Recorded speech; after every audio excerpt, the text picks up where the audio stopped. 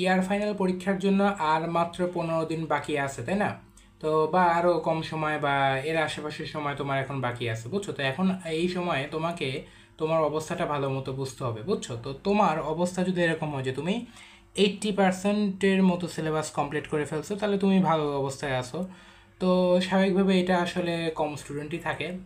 তো maximum student যদি বলি তারা 50% সিলেবাস কমপ্লিট করে থাকে আর কি, বুঝছো? বা 50, 60 বা 40 এরকম সিলেবাস। আর তোমার অবস্থা যদি আরও খারাপ হয় যে তুমি হয়তো 20% বা মানে 20-30% যদি সিলেবাস শেষ করো, তাহলে তোমার অবস্থা হয়তো ভালো না। তো এই তিন অবস্থা থেকে তোমার তিন অবস্থার মধ্যে তোমার কোনো একটা অবস্থা হয়তো আছে।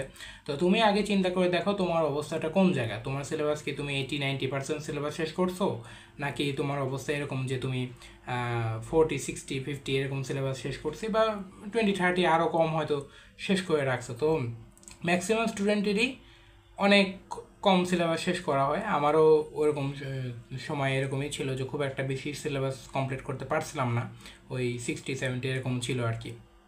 তো তোমার এই অনুযায়ী তোমার সিচুয়েশনটাকে প্রথমত বোঝা ইম্পর্টেন্ট, বুঝছো? এরপরে যেটা বেশি ইম্পর্টেন্ট সেটা হলো তোমার একটা ভালো প্ল্যানিং করা।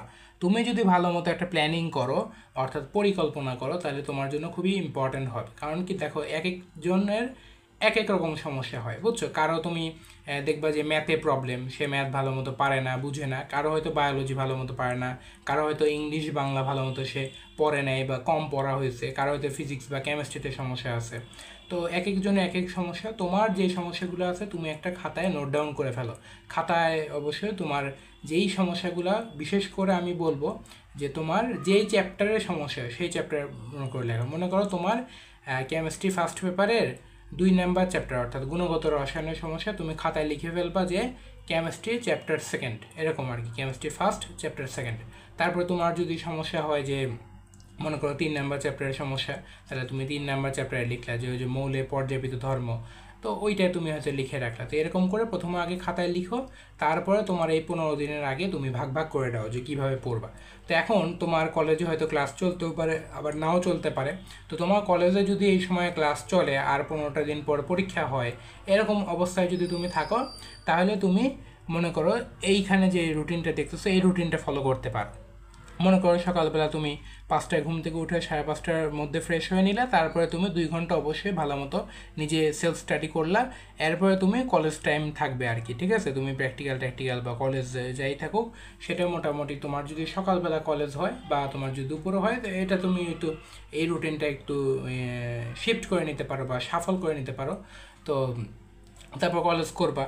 কলেজ করে তারপরে 3:30 থেকে 5টা পর্যন্ত তুমি মনে করো সেলফ রিফ্রেশ করে নিলা।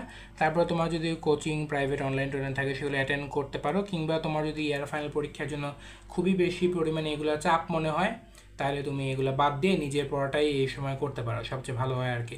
তারপর অবশ্যই ডিনার করে নিবা, ডিনার ভালো মতো করে ফ্রেশ হয়ে তারপর রাতের বেলা আবার 3 ঘন্টা অর্থাৎ 9টা থেকে 12টায়, কিংবা তোমার এইরকম মনে করো 10টা থেকে 1টা, এই টাইম পর্যন্ত পড়বা। তারপরে তো রাতের বেলা আবার ঘুমায় যাবে আর কি।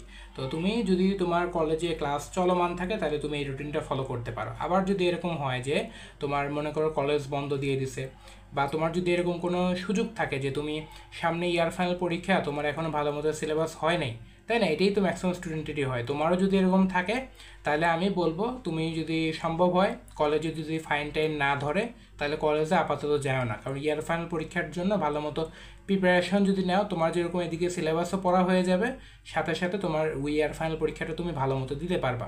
হ্যাঁ, তোমার নিজের মনে শান্তি পাবা আর কি, ঠিক আছে? যে ইয়ার ফাইনালটা ভালো মতো দিলাম।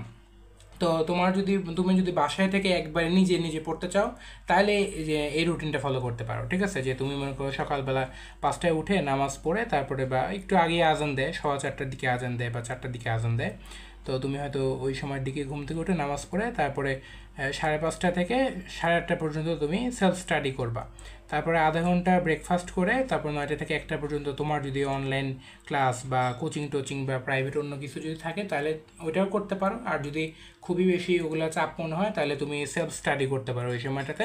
তারপরে 1 ঘন্টা লাঞ্চ করবা, গোসল করবা এই সময়ের মধ্যেই, এবং তারপরে কিছুটা যদি মন চায় একটু মোবাইল টোবাইল চালাই টালে, তারপর 2টা থেকে 6টা পর্যন্ত তুমি আবার সেলফ স্টাডি করবা আর কি। তারপরে তুমি 1 ঘন্টা ব্রেক নিবা, মানে সন্ধ্যায় ব্রেক টেক নিবা, ব্রেক টেক নিয়ে তারপরে তুমি 7টা থেকে 9টা পর্যন্ত তুমি আবার সেলফ স্টাডি করবা, তারপর 9টা থেকে 10টা পর্যন্ত তুমি রাতে ডিনার করে তারপর রাতে 2 ঘন্টা পরে তারপরে শুয়ে পড়বা। তো এইভাবেই এই রুটিনটা ফলো করার ট্রাই করতে পারো। এটা যদি ইনশাল্লাহ ভালো মতো ফলো করো, এইটুকু তোমাকে আমি বলতে পারি যে ইনশাল্লাহ তোমার প্রিপারেশনটা তুমি তোমার যে গ্যাপ আছে বা এতদিন হয়তো কম পড়াশোনা করছো বা সিলেবাস কম কমপ্লিট হয়েছে সেটা ভালো মতো হবে আর কি, ঠিক আছে। তো এই দুইটা যে রুটিন, সেই দুইটা রুটিন তুমি চাইলে নাও মানতে পারো, তোমার যদি ভালো লাগে তাহলে এই রুটিনটা ফলো করতে পারো। আমি আমার সময় এরকম করে রুটিন করে ফলো করতাম এবং আলহামদুলিল্লাহ ভালোই বেনিফিট পাইছি। মোটামুটি যতটুকু সম্ভব হয়েছে কি ইয়ার ফাইনালটা আলহামদুলিল্লাহ ভালো মতো পাস করতে পারছিলাম আর কি। তো তোমার অবস্থা বুঝে তুমি ব্যবস্থা নাও, আর এই দুইটা রুটিন যদি ফলো করতে চাও তাহলে স্ক্রিনশট দিয়ে ফলো করতে পারো আর কি, ঠিক আছে। আর একটা কথা বলি, সেটা হলো যে তুমি পড়াশোনাটাকে 3 ভাগে ভাগ করে ফেলো। হ্যাঁ, প্রথমে যেগুলো গ্যাপ আছে সেগুলো গ্যাপ খাতায় লিখে ফেলো এবং সেই গ্যাপগুলা এই 15 দিনের মধ্যে পড়ে ফেলবা, তারপর রিভিশন দিবা। আর এক্সাম প্ল্যানিং নিয়ে তো অবশ্যই থাকবে, অর্থাৎ তুমি মনে করো পরীক্ষার আগে আগে অবশ্যই, যখন পরীক্ষার আগে আগেও তো মনে হয় 2 দিন 3 দিন বা 1 দিন করে অন্তত পক্ষে তো বন্ধ আছে, তাই না? টানা পরীক্ষা হয়তো কম আছে। তো তুমি পরীক্ষার আগে প্ল্যানিং করে ফেলবে এবং ভালো মতো রিভিশনটা দিও, বুঝছো? রিভিশন দিলে না অনেক পড়া যেগুলো হয়তো এখন ভুলে গেছো, ভালো মতো মনে নাই, তাই না? এই সমস্যাটা না কমন, যে ফার্স্ট ইয়ারে সবাই পড়াশোনা করে কিন্তু ভালো মতো পড়াশোনা করার পরেও ভুলে যায়, কারণ একবার পড়লে না ভুলে যাবাই। তা একবার একটু পড়লে যদি পড়ো তাহলে দেখবা যে মনে পড়ে যাবে। তো এই জন্য ভালো মতো রিভিশন দিও, আর গ্যাপ ট্যাপ থাকলে এখনই ফিল আপ করে ফেলো, এই 15টা দিনের মধ্যেই ফিল আপ করে ফেলো। পরীক্ষা যখন শুরু হয়ে যাবে না, তখন কিন্তু গ্যাপ ট্যাপ ভালো মতো ফিল আপ করার জন্য টাইম পাবা না। কোনো মতো ওই হালকা হালকা করে গেলে না পরবর্তীতে অনেক প্রেশার পড়ে যাবে, সেকেন্ড ইয়ারে আবার এগুলা তুলতে হবে, টেস্ট পরীক্ষার আগে প্রেশারে পড়বা। সবচেয়ে ভালো হয় ইয়ার ফাইনাল পরীক্ষার আগে এই প্রেশারটুকু কাভার করে নিতে, ঠিক আছে? তো ভালো মতো দাও।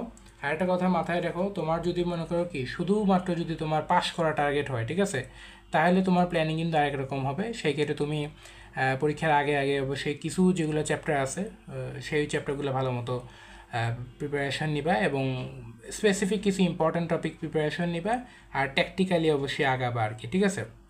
তো এইভাবে আশা করি ইনশাল্লাহ ফলো করে দেখতে পারো। আমি জাস্ট তোমাকে একটা আইডিয়া জাস্ট দেখালাম, এইভাবে আইডিয়া ফলো করলে তোমার ইন্টারমিডিয়েটে এত বড় সিলেবাস তুমি কাভার করে বা মোটামুটি একটা প্রিপারেশন নিয়ে ইনশাল্লাহ ইয়ার ফাইনাল পরীক্ষায় পাস করতে পারো, কিংবা একটা ভালো নাম্বারও পেতে পারো বা A+ পেতে পারো। হ্যাঁ, ট্রাই করে দেখো, ইনশাল্লাহ ভালো হবে। আর এর বাইরেও তোমার যদি কোনো কিছু জানার থাকে বা কোনো প্রশ্ন থাকে তাহলে আমাকে জানাও, ইনশাল্লাহ অ্যান্সার দিয়ে দেবো। All the best for your year final exam.